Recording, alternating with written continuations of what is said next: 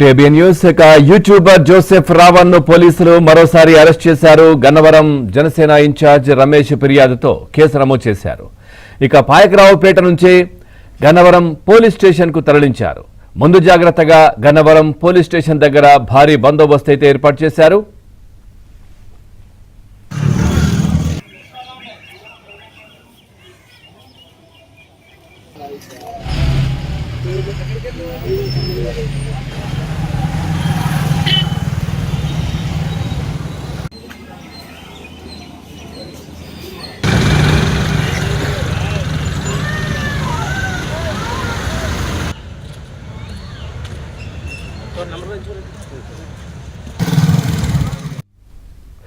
YouTuber Joseph Ravan ను పోలీసులు మరోసారి అరెస్ట్ చేశారు. గన్నవరం జనసేన ఇన్ఛార్జ్ రమేష్ ఫిర్యాదుతో కేసు నమోదు చేశారు. పాయకరావుపేట నుంచి గన్నవరం పోలీస్ స్టేషన్ కు తరలించారు. ముందు జాగ్రత్తగా గన్నవరం పోలీస్ స్టేషన్ దగ్గర భారీ బందోబస్తు ఏర్పాటు చేశారు.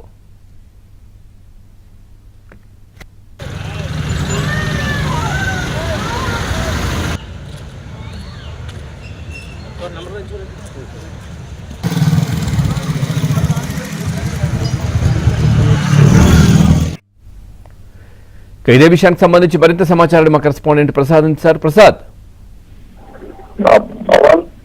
జోసెఫ్ రావణ్ ఈ సోషల్ మీడియా వేదికగా ఇష్టానుసారంగా నోరు పారేసుకుంటూ డిప్యూటీ సీఎం పవన్ కళ్యాణ్ లక్ష్యంగా చేసుకుని ఇటీవల అనేక దోషంలో దిగారు. దీంతో చాలా చోట్ల కూడా జనసేన కార్యకర్తలు అతనిపై ఫిర్యాదులు చేయడంతో పోలీసులు కేసులు నమోదు చేశారు. కాకినాడ, పిఠాపురం, కాకినాడ, మచిలీపట్నం, నిన్న అనకాపల్లి జిల్లాలోని పాయకరావుపేట పోలీసులు అరెస్ట్ చేయగా ఆయా కోర్టులు అది బెయిల్ మంజూరు చేసి అక్కడి నుంచి బయలుదేరితే ఒక వీడియో కూడా విడుదల చేశారు. తనను ఎన్ని ఇబ్బందులు పెట్టినా 100 మంది రావణ పుట్టుకొస్తారని సినిమా డైలాగులు కొట్టు ఒక వీడియో కూడా పెట్టారు. ఈ పరిణామాల నేపథ్యంలో మరోసారి జర్మన్ జంక్షన్ పోలీస్ స్టేషన్ లో నమోదైన కేసుకు సంబంధించి గన్నవరం పోలీసులు నిన్న రాత్రి అతన్ని అదుపులో తీసుకున్నారు. ప్రస్తుతం గన్నవరం పోలీస్ స్టేషన్ లో జోసెఫ్ రావణ్ ను పోలీసులు విచారిస్తా ఉన్నారు. అయితే ఈ కేసుకు సంబంధించి రావణ్ త్వరతో రెచ్చగొట్టే విధంగా వ్యాఖ్యలు చేయడంపై జనసేన నాయకులు తీవ్ర ఆక్షేపణ వ్యక్తం చేస్తున్నారు. చట్టాలు ఉల్లంఘించే విధంగాను వాక్స్వాతంత్ర్యం పేరుతో అడ్డగోలు బూతులు తిప్పిన వైనంపై కఠిన చర్యలు తీసుకోవాలని డిమాండ్ పెరుగుతా ఉన్నాయి. ఇక్కడ మనం చూసాం మచిలీపట్నం కూడా పెద్ద ఎత్తున జన సైనికులు అతనిపై కోడిగుడ్లు దాడి చేసేందుకు యత్నించారు.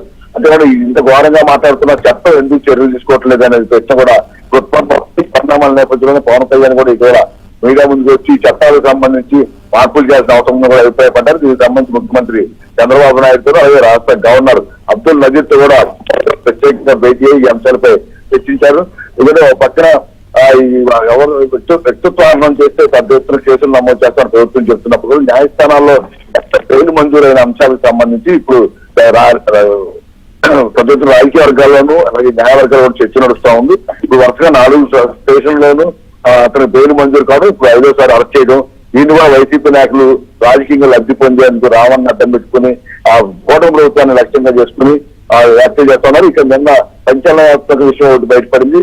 మంత్రి కందుల దుర్గేష్ కూడా ఈ రావణ్కి ప్రకాష్ రాజ్కి మధ్య ఉన్న అనుబంధాన్ని వారి మధ్య జరిగిన ఆడియో సంభాషణ కూడా బయటపెట్టడం. అంటే ఇదంతా కూటమి ప్రభుత్వంపై పవన్ కళ్యాణ్ లక్ష్యంగా కుట్రపూర్తిగా పెద్ద ఎత్తున నడుస్తుంది. దీని వెనక తాడేపల్లి ప్యాలెస్ వేదికగా ప్యాకేజీలు ఇచ్చి మరి ఇదంతా నడిపిస్తున్నారని కూడా ఆయన సాక్ష్యాలతో సహా బయట పెట్టారు. ఇప్పుడు ఈ పరిణామాల నేపథ్యంలో ఇంకా మరికొన్ని అరెస్టులు ఉండే అవకాశం కూడా చెప్తున్నారు. ఎందుకంటే ఇదంతా కూడా ఏదో ఆవేశంలోనో ఆగ్రహంతోనో చేస్తున్న వ్యాఖ్యలు కాదు, తప్పకుండా ఒక టీమ్ గా ఏర్పడి తాడేపల్లి ప్యాలెస్ నుంచి వచ్చిన ఆదేశాలను వీరంతా ఆచరిస్తూ అనుసరిస్తూ తద్వారా పవన్ కళ్యాణ్ రెచ్చగొట్టే విధంగా కూటమి మధ్య విచ్ఛిన్నం చేసే విధంగా కులమతం దేశాలు రెచ్చగొట్టే విధంగా ఒక కుట్రపూర్తిగా రాష్ట్రంలో అశాంతిని అరేగొట్టే విధంగా ఈ అంతా జరుగుతున్న కూడా నిర్ధారణకు వచ్చిన నేపథ్యంలో ఇప్పుడు చట్టపరంగా న్యాయపరంగా ఎవరైతే దోషం దిగుతారో వారిపై కఠిన చర్యలు తీసుకునే విధంగా ఉండాలని ప్రజలతో పెద్ద ఎత్తున డిమాండ్ వస్తున్న నేపథ్యంలో ప్రభుత్వం కూడా ఆలోచన పడింది. దీనికి సంబంధించి న్యాయ వర్గాలతో కూడా చర్చిస్తున్నట్టు తెలుస్తా ఉంది. మరి ఇప్పటికే 4 సార్లు బెయిల్ మంజూరైన నేపథ్యంలో ఇటువంటి వ్యాఖ్యలకు పులి స్టాప్ పెట్టాలంటే తప్పకుండా కోర్టులో రిమాండ్ విధిస్తేనే మరొకరు మాట్లాడాలంటే భయపడే పరిస్థితి ఉంటుంది. కానీ ఆ దిశగా న్యాయస్థానాల్లో ఈ రిమాండ్ పడకపోవడం అంశం కూడా ఇప్పుడు చర్చనీయాంశంగా మారింది. దీనికి సంబంధించి ఏ విధంగా న్యాయస్థానాలు రిమాండ్ పడే చర్యలు తీసుకోవాలి, ఏ సెక్షన్లు పెట్టాలన్న అంశాలపై కూడా న్యాయ నిపుణులతో కూడా ప్రభుత్వం సంప్రదింపులు చేస్తా ఉంది. అదేవిధంగా ఇప్పుడు రావణ్ కూడా ఈ రోజు ఆ విచారణ తర్వాత గన్నవరం కోర్టులో అతను హాజరుపరిచే అవకాశం ఉంది. అక్కడ కోర్టు ఆ వాదన ఉన్న తర్వాత రిమాండ్ విధిస్తుందా లేకపోతే మళ్ళీ బెయిల్ మంజూరు చేస్తుందా అనేది కూడా ఇప్పుడు తేలాల్సి ఉంది. దీంతో ఇప్పుడు అందరూ ఆసక్తిగా ఎదురు చూస్తున్నారు. పవన్ రైట్ ప్రసాద్, అట్లాగే అంటే కేసులు అయితే నమోదవుతా ఉన్నాయి. ఈ నేపథ్యంలో అరెస్టులు మరి రిలీజ్ అయిన తర్వాత కూడా అరెస్టులు అయితే జరగడం అది, కానీ దీన్ని తప్పుగా చూడడం ఎట్లా చూడాలి? దీనికి సంబంధించి కూడా అంటే కేసులు నమోదవుతున్నాయి కదా మరి. అంటే పవన్ ప్రధానంగా వరుసగా ఫిర్యాదులు చేస్తాం. ఆ భాష అందరూ చూశారు. ప్రకాష్ రాజ్ మాట్లాడు, జస్టాతో మాట్లాడినా లేకపోతే రావణ్ మాట్లాడినా, జలత్ రావణ్ వీరంతా కూడా కుట్రపరిచయం కొత్తగా అర్థమవుతుంది. ప్రభుత్వ విధానాలను విమర్శించడమో లేకపోతే చంద్రబాబు పవన్ కళ్యాణ్ పనితీరును విమర్శించడమో ఒక ఎత్తు అయితే, అసలు మహిళలు అనుకోని తినలేని విధంగా దూషించరాలు, బండబూతులు తిడతారు, ఇవన్నీ కూడా వాస్తవాన్ని కింద రావనేది ఇప్పుడు చాలా మంది ప్రజా సంఘాలు చెప్తున్నారు. అందువల్ల చాలా చోట కూడా ఇదంతా ఇప్పుడు కేవలం బూతులు చెప్తున్న రావణ్కి జలశ్రావణ్కి మాత్రమే స్వాతంత్ర్యం ఉండదు. రాజ్యాంగం కల్పించిన హక్కు ప్రకారం ప్రతి మనిషికి కొంత స్వేచ్ఛ ఉంటుంది.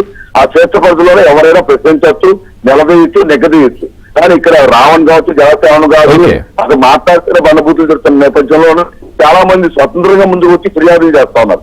ఈ ఫిర్యాదుల మీద పోలీసులు చట్టపరంగా కేసులు నమోదు చేసి కోర్టులో పెట్టడం వరకు వారి విధి విధానం. ఇప్పుడు కోర్టులో ఇట్లా బెయిల్ రాకుండా ఏం చేయాలని అంశాలకు చర్చ నడుస్తుంది. దీనికి సంబంధించి ప్రభుత్వం కూడా చట్టాన్ని కఠినతరం చేసే ఆలోచనలో ఉన్నట్టు తెలుస్తుంది. Pawan right, thank you Prasad, thanks for the updates.